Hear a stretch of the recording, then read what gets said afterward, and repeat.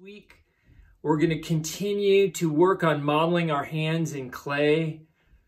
Again, we're going to work to make these hands as convincing as we can. We're going to work from getting the overall form accurate and proportional, and then work into the details.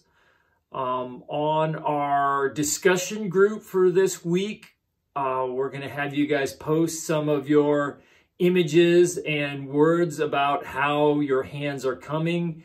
And then we're also going to give, people feedback on their hands. Again, the goal is to make these things convincing and accurate, as well as, have the hand communicate something and be something that's interesting for you to do.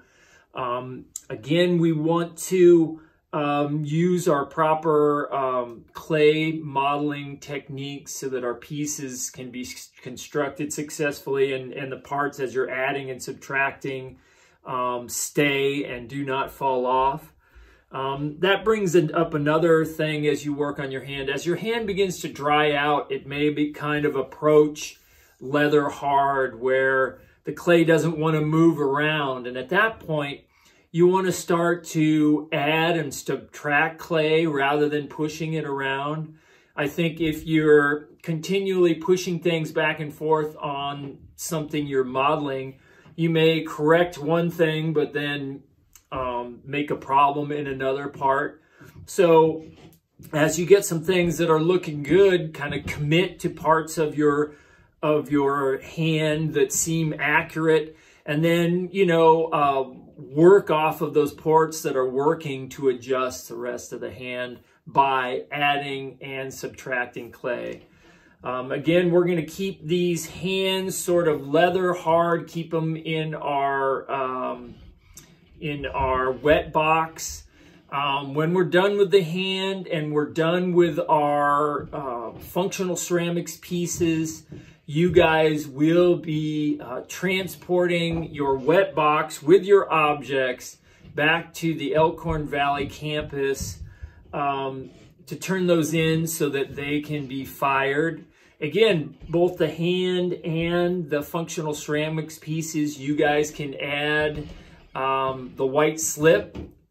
The white slip has to go on before the piece goes through its first firing. And then you can also add the colored underglazes also over the white slip or over the red clay and add color. And so, have fun with decorating these pieces. You can also, do some things with texture that can be a lot of fun. We'll fire the pieces. The functional pieces, we're going to have our studio assistant go ahead and put a clear glaze over those so that you can actually use your functional pieces. If you do not want a clear glaze on those, you'll want to put a note in your piece. One other thing that's very important with your functional pieces and your hand, you want to add a signature to all of these. It could just be your initials. And then we also want a date. So put 2020 on there. So if it were mine, I would have my initials JB and I would put 2020. That way I can keep my pieces separate from everyone else's and I can get my pieces back. You guys will get to keep these pieces and do what you want with them after we fire them. I will send a message with an announcement to the class that outlines when when and how the ceramics pieces can be turned in. I'll probably give you guys a little bit more time. It'll probably be the week after the hand is due. We'll have you guys turn those in. That way you'll have a little more time to adjust your pieces if needed.